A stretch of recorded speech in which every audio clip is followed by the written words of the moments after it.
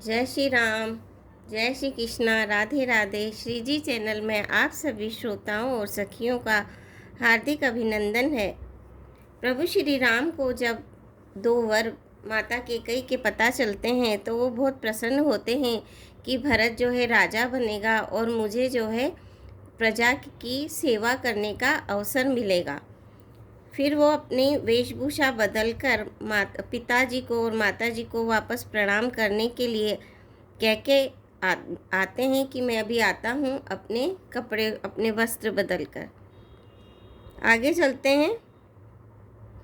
मुख सुखाई लोचन सवई शोकुन हृदय समाई, मनहु करुण रस कटकई उतरी अवध बजाई। सबके मुख सूखे जाते हैं, आँखों से आंसू बहते हैं, शोक हृदय में नहीं समाता, मानो करुणा रस की सेना अवध पर डंका बजाकर उतर आई हो। सब मेल मिल गए थे, सब संयोग ठीक हो गए थे। इतने में ही विधाता ने बात बिगाड़ दी।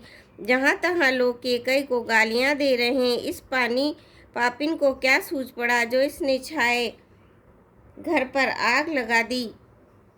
यह अपने हाथ से अपनी आँखों को निकाल कर आँखों के बिना ही देखना चाहती है और अमृत फेंक कर विष चखना चाहती है।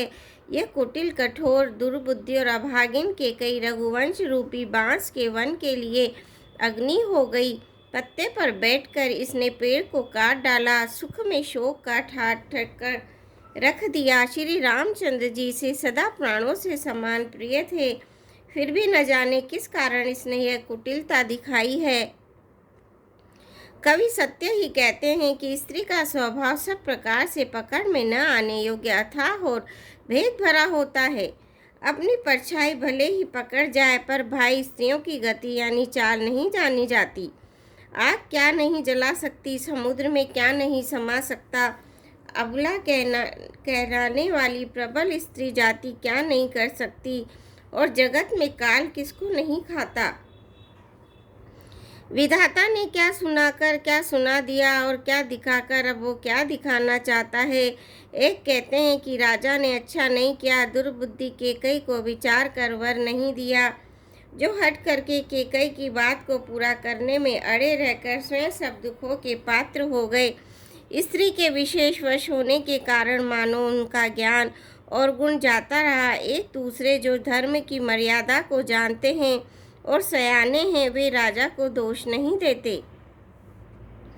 वे शिबी, ददीची और हरिश्चंद्र की कथा एक दूसरे से बखान करके कहते हैं। कोई एक इसमें भरत जी की सम्मति बताते हैं, कोई एक सुनकर उदासीन भाव से रह जाते हैं, कुछ बोलते नहीं।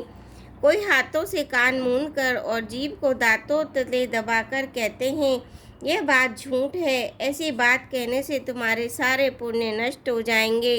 भरत जी को तो श्री रामचंद्र जी प्राणों के समान प्यारे हैं। चंद्रमा चाहे शीतल किरणों की जगह आग की चिनकारियां बरसाने लगे और अमृत चाहे विष के समान हो जाए, परंतु भरत जी स्वप्न में भी कभी श्री रामचंद्र जी के विरुद्ध कुछ नहीं करेंगे। कोई एक विधाता को दोष देते हैं जिसने अमृत दिखाकर विष दे दिया। नगर भर में खलबली मच गई, सब किसी को सोच हो गया, हृदय में दुस्दलन हो गई, आनंद उत्साह मिट गया।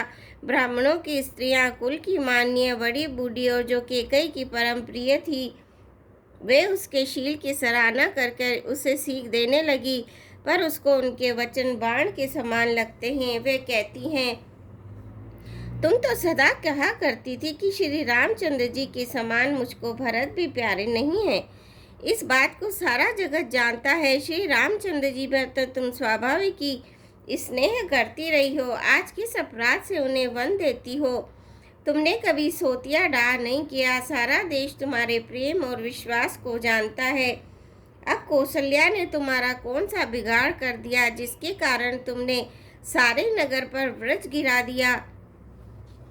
क्या सीता जी अपने पति श्री रामचंद्र जी का साथ छोड़ देंगी? क्या लक्ष्मण जी श्री रामचंद्र जी के बिना घर रह सकेंगे? क्या भरत जी श्री रामचंद्र जी के बिना अयोध्यापुरी का राज्य भोग सकेंगे? और क्या राजा श्री रामचंद्र जी के बिना जीवित रह सकेंगे? अर्थात न सीता जी यहाँ रहेंगी, न लक्ष्मण जी रहेंगे, न भरत जी राज्य करेंगे और न राजा ही जीवित रहेंगे। सब उजड़ जाएगा। हृदय में ऐसा विचार करके क्रोध छोड़ दो। शोक और कलंक की कोठी मत बनो। भरत को अवश्य युवराज पद दो। पर श्री रामचंद्र जी का वन में क्या काम है? श्री रामचंद्र जी राज्य के भूखे नहीं हैं। वे धर्म की धुरी को धारण करने वाले और विषय रस से सूखे रूखे हैं, अर्थात उनमें विषयासक्ति है ही नहीं। इसलिए तुम ये शंका न करो कि श्री राम जी वन न गए तो भरत के राज्य में विघ्न करेंगे। इतने पर भी मन न माने तो तुम राजा से दूसरा ऐसा वर ले लो कि श्री राम घर छोड़कर गुरु के घर पे रह ले। जो तुम हमारे कहने पर न चलोगी तो तुम्हारे हाथ में कुछ न लगेगा। यदि तुमने कुछ हंसी की हो तो उसे प्रकट कहकर जना दो कि मैं दिल लगी की है। राम सरी का पुत्र क्या वन के योग्य है? ये सुनकर लोग तुम्हें क्या कहेंगे? जल्दी उठो और वही उपाय करो जिस उपाय से इस शोक और कलंक का नाश हो। जिस तरह नगर भर का शोक और तुम्हारा कलंक मिटे, वही उपाय करके कुल की रक्षा कर वन जाते हुए श्री राम जी को हट करके लौटा ले। दूसरी कोई बात न चला। तुलसीदास जी कहते हैं, जैसे सूर्य के बिना दिन, प्राण के बिना शरीर और चंद्रमा के बिना रात निर्जीव और शोभाहीन हो जाती है, वैसे ही श्री रामचंद्र जी के बिना अयोध्या हो जाएगी। हे भामिनी, तो अपने हृदय में इस बात को समझकर विचार करके देख तो सही। इस प्रकार सखियों ने ऐसी सीख दी जो सुनने में मीठी और परिणाम में हितकारी थी, पर कुटिल कुबरी की सिखाई पढ़ाई हुई केकई ने इस पे जरा भी कान नहीं दिया। केकई कोई उत्तर नहीं देती है। वह दुष्क्रोध के मारे रुखी बेमुक्त हो रही है। ऐसे देखती है मानो भूखी बागिन हरिणियों को देख रही हो। तब सखियों ने रोग को असाध्य समझकर उसे छोड़ दिया। सब उसको मंद बुद्धि अभागिनी कहती हुई चल दी। राज्य करते हुए इस केकई को देव ने नष्ट कर दिया। इसने जैसा कुछ किया वैसा कोई भी न करेगा। नगर के सब स्त्री पुरुष इस प्रकार विलाप कर रहे हैं और उसको चाली केकई को करोड़ों गालियां दे रहे हैं। लोग विषमजर भयानक दुख की आग से जल रहे हैं। लंबी सांस लेते हुए वे कहते हैं कि श्री रामचंद्र जी के बिना जीने की कौन आशा है। महान वियोग की आशंका से प्रजा ऐसी व्याकुल हो गई है मानो पानी सूखने के समय जलचर जीवों को समुदाय व्याकुल हो। सभी पुरुष और स्त्रियां अत्यंत विषाद के वश हो रहे हैं। स्वामी श्री रामचंद्र जी माता कौशल्या के पास गए। उनका मुख प्रसन्न है और चित्त में चौगुना चाव उत्साह है। यह सोच मिट गया है कि राजा कहीं रख न ले। श्री राम जी को राज तिलक की बात सुनकर विषाद हुआ था कि सब भाइयों को छोड़कर बड़े भाई मुझको ही राज तिलक क्यों होता है। अब माता केकई की आज्ञा और पिता की मौन सम्मति पाकर वो सोच भी मिट गया।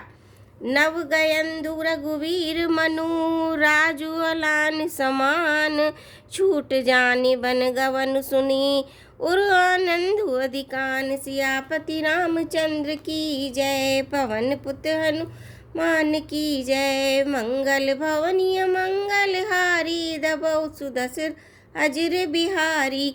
दीन दयाल विरद संभारी, हरौ नाथ मम संकट भारी। श्रोताओं, आज के लिए बस इतना ही। कल फिर आपसे भेंट होगी। आज्ञा दीजिए। जय श्री राम।